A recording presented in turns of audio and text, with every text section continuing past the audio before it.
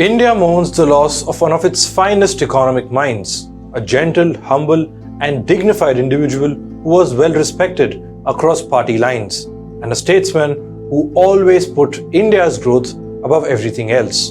Dr. Manmohan Singh, former Prime Minister of India and senior Congress leader Dr. Singh, passed away last night at the All India Institute of Medical Sciences in New Delhi. He was 92 years old and is survived by his wife Gursharan Kaur and 3 daughters. The AIMS bulletin says he was being treated for age-related medical conditions and had suddenly lost consciousness at home yesterday. He was declared dead at 9:51 p.m. on the 26th of December. Dr. Singh's mortal remains were brought to his residence at Motilal Nehru Marg in New Delhi for people to pay their last respects. The government has declared national mourning for 7 days. All government events have been cancelled. Dr. Singh's final journey will start from the AICC headquarters tomorrow morning, and the funeral will take place with full state honours. Tributes continue to pour in from all over the world, including former presidents, prime ministers, diplomats, politicians, and industrialists. This morning, India's Prime Minister Narendra Modi, along with Home Minister Amit Shah and BJP National President JP Nadda, arrived at Dr. Singh's residence and paid their tributes. Prime Minister Modi also put out a video message condoling the death of Dr. Manmohan Singh. PM Modi said the former Prime Minister was reform-oriented and that his contributions for the country's development and progress will always be remembered. एक नेक इंसान के रूप में, एक विद्वान अर्थशास्त्री के रूप में और रिफॉर्म्स के प्रति समर्पित लीडर के रूप में उन्हें हमेशा याद किया जाएगा। एक अर्थशास्त्री के रूप में उन्होंने अलग अलग स्तर पर भारत सरकार में अनेक सेवाएं दी। आज इस कठिन घड़ी में मैं उनके परिवार के प्रति अपनी संवेदनाएं व्यक्त करता हूं। मैं डॉक्टर मनमोहन सिंह जी को सभी देशवासियों की तरफ से श्रद्धांजलि अर्पित करता हूं। Meanwhile, top brass of the Congress party, including Sonia Gandhi, Rahul Gandhi, Priyanka Gandhi Vadra, and party president Mallikarjun Kharge, among others, too expressed their condolences. Several Congress leaders took to social media, remembering their fond memories with Dr. Singh over the years. So as India bids farewell to Dr. Manmohan Singh, here's a look back at his glorious journey in public service. Hello and welcome, I'm Shubham Chohan. Let's get started.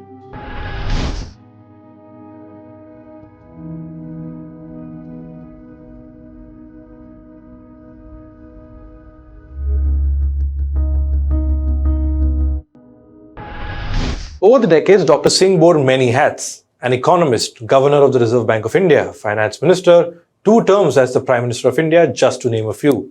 But behind all the levels of success that Dr. Singh saw were humble origins, humble beginnings.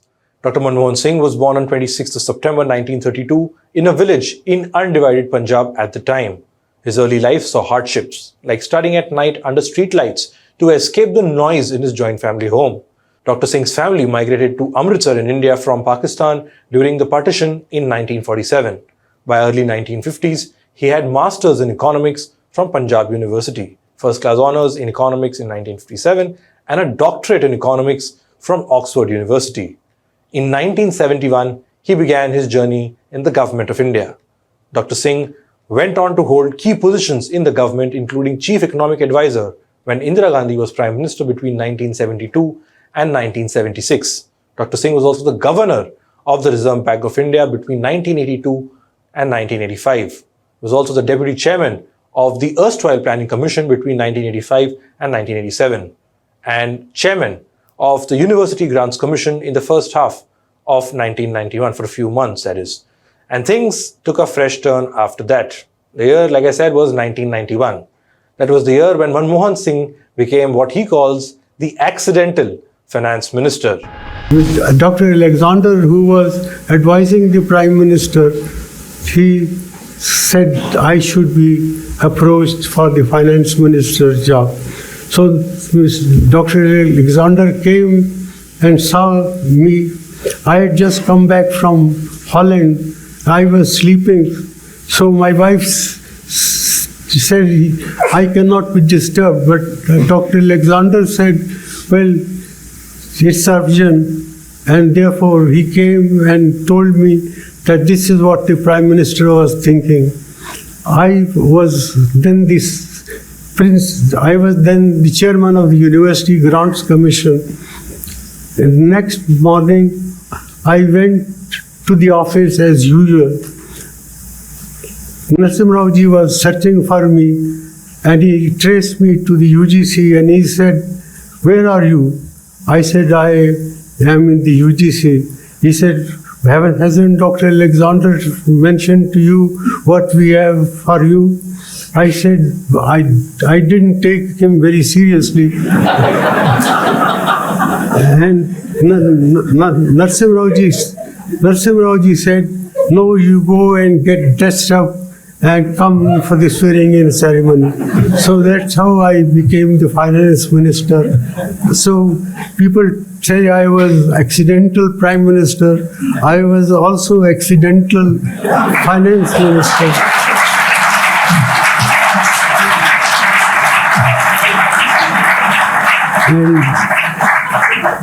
And Narasimha Rao ji called me and I met him. I said to him that the country is in great difficulties. It requires hard thinking and very tough decision-making process to get the country out of the crisis that she was in. Narasimha Rao ji said, "I don't understand all this, but we will give you a free hand with the understanding that if the things go well, we will all take credit. But if the things go wrong, well, you will be the scapegoat." I said, "I accept that, but you will have to back me." And Narasimha Rao ji did back me on every stage. And Dr. Singh did not disappoint. When he took charge as finance minister, the country's foreign reserves were at dangerously low levels, barely enough to pay for 2 weeks of imports. Basically, India was on the verge of bankruptcy. Dr. Singh under Prime Minister PM Narasimha Rao turned things around. A landmark era of change was ushered in. India was liberalized, privatized, and globalized as part of Manmohanomics. Dr. Singh took bold measures that included devaluing the currency, reducing import tariffs, and privatizing state-owned companies. These measures eventually paved the way for higher growth rates of the Indian economy, stable foreign reserves, and more efficient government revenues. Dr. Singh completed 5 years as finance minister in the Narasimha Rao government. He then went on to become the Rajya Sabha LOP as BJP and its allies led by Atal Bihari Vajpayee came to power subsequently. A few years later, in 2004, came another surprise. The first surprise was the general election results themselves. The Congress-led UPA alliance defeated the BJP-led NDA. It was widely predicted that UPA chairperson Sonia Gandhi would become the next Prime Minister of India.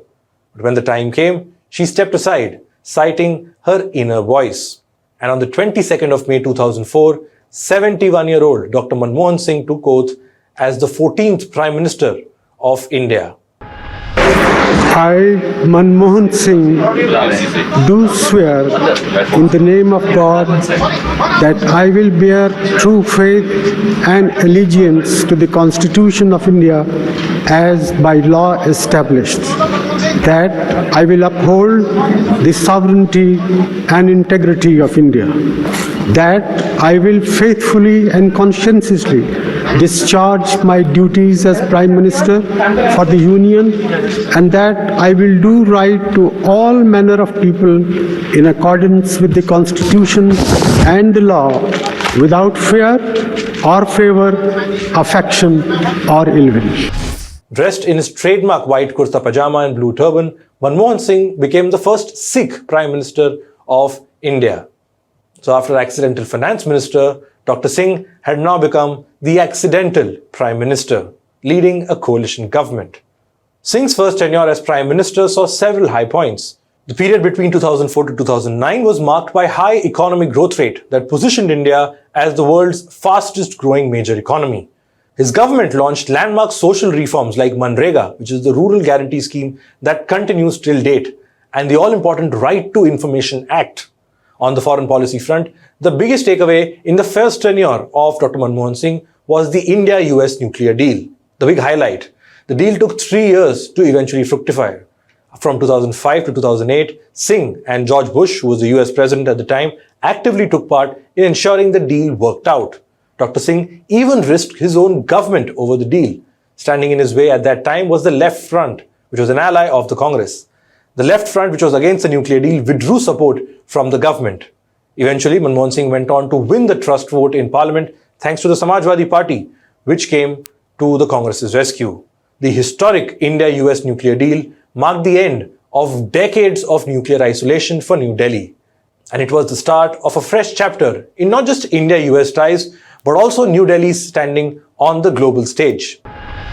On the question of Pakistan and terrorism, the 26/11 attacks in Mumbai in 2008 were a nightmare. Questions were asked of the security establishment, and the Indian government was put under extreme pressure from all sides to retaliate. But a calm, composed, collected Manmohan Singh exercised what is called strategic restraint. Instead, New Delhi mounted a diplomatic campaign against Pakistan and support for terrorists on the global stage, a move that was highly appreciated, especially in retrospect. The UPA came back to power with Dr. Singh becoming the Prime Minister once again in the year 2009. The following 5 years, which is 2009 to 2014, were marred by corruptions and scandals one after the other. Colgate, 2G scam, Commonwealth Games scam, senior leaders of the Congress party were under scrutiny. By 2014, the Manmohan Singh government had become highly unpopular, paving the way for the Bharatiya Janata Party under Narendra Modi to come to power. Dr. Singh continued to be a part of the Rajya Sabha until April 2024. This visual of him attending the Rajya Sabha on a wheelchair, a fairly weak Dr. Manmohan Singh, he attended the Rajya Sabha on a wheelchair. That visual and Dr. Singh's commitment was widely appreciated on social media. Now, despite the highs, lows, ups and downs, one thing was constant all these decades: Dr. Manmohan Singh's credibility and integrity. A man, like journalist Rajdeep Sardesai says, never flaunted his VVIP status or used his office for personal gains. At his last press conference as Prime Minister, the soft-spoken Dr. Singh took more than 60 questions, 6-0. He took more than 60 questions, unafraid of facing the press and answering the hard questions. Dr. Singh was a man of few words, but his wisdom remains unmatched. Yes, he was the butt of all jokes in the 10 years that UPA was in power, with Dr. Singh being called a puppet Prime Minister, and that it was Sonia Gandhi who was the real boss and controlling Manmohan Singh in a way. But this clearly didn't perturb Dr. Singh. He put his head down and let his actions do the talking. And the results are out there for everyone to see. So how would history remember Dr. Singh for his invaluable contributions? Listen it from the man himself. Well, I am the same person as I was 9 years ago. There has been no change. I say it with all sincerity that I have tried to serve this country with utmost dedication and commitment and with utmost integrity. I have never used my office to enrich or to reward my friends or my relatives. And how do you see your legacy because of the failure of you to act in a Well, I honestly believe that history will be kinder to me than the contemporary media or for that matter, the opposition parties in parliament. That's all we have for this report. Thank you so much for watching this video.